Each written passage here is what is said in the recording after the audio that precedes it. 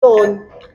Kaya ito ang masasabi ko sa mga tumudatsin natin, sa mga aspiring seafarer, kung pangarap nyo at isa sa mga plano nyo magtrabaho sa cruise ship o sa hotel, kailangan handa kayong magsakripisyo. Yan.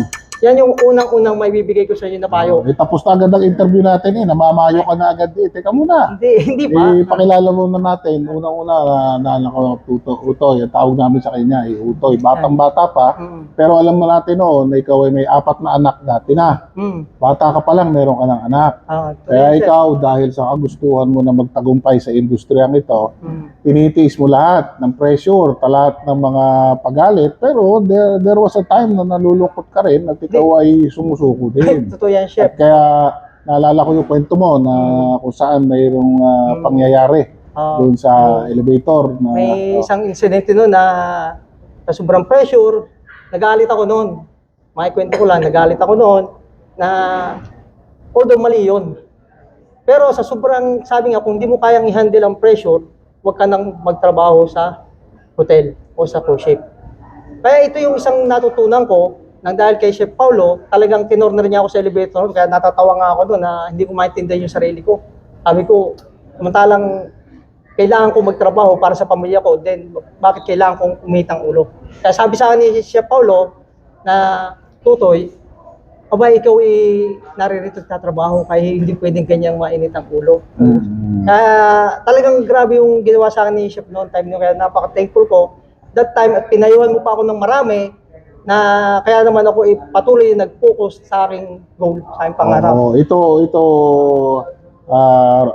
Utoy, ito hindi tungkol sa akin. Ito tungkol sa iyo. Gusto kong ma-share mo. Nasaan ka na ngayon? Ano na posisyon mo?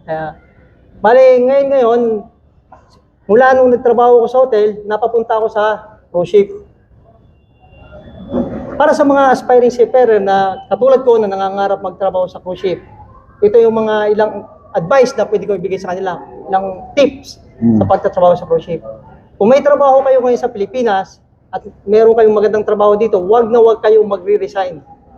Dahil alam niyo kung bakit mga tumidachi, dahil once na mag-apply ka o magtatrabaho sa cruise ship, mas kakailangan ninyo ng financial na suporta. Hindi niyo naman pwedeng tawagin si tumidachi para manghingi ka ng financial support. Ang layo na sagot po Tinatanong ko kung anong posisyon mo na ngayon. Hindi, pero ano ka na ngayon? Nasaan ka na ngayon? Bale, isa akong senior waiter ngayon sa isang Japanese flag. Diyan muna tayo. Senior waiter ka na. Senior waiter. Saan? Wag na sabihin ang kumpanya. Anong klaseng barko? Sa Japanese cruise ship. Okay, so marunong ka mag-Japanese? Choto. Choto mate kudasai. Sokoshi, hanashimasu. Yan. Balata mo ng kalte. 私が20年ぐらい日本で本地で働いています。2006年から今まで働いています。でも少し日本語喋れます。でも本当に日本のお仕事がとても楽しかったです。ですからいつも私の仕事は日本だけです。日本の国だけです。お客さんがとても優しくてとか楽しかったです。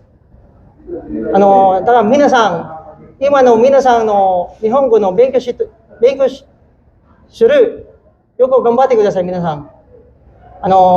まだわかりませんので、また日本でまた会いましょう。ano yung sinabi mo ngayon? Medyo mahaba-haba Bali, sinabi ko, nag-start ako magtrabaho sa cruise ship noong 2006. Almost 20 years na ako until now. Galing.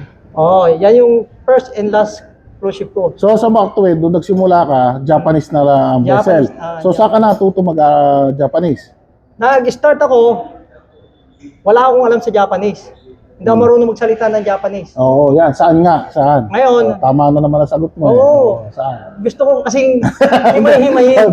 Gusto kong himay-himayin para kapulutan nila na aral na hindi lang basta na hindi kailangan na basta-basta lang. Kailangan iba yung may knowledge ka sa Nihongo. Yan. Tama yan. Kaya kasi yung time namin kasi, kaya nakapasok ako dyan sa cruise ship na yan, sa Japanese flag na yan.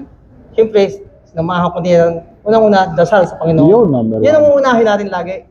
Everything you need, kailangan sa mga gawin mo, kailangan Always pray.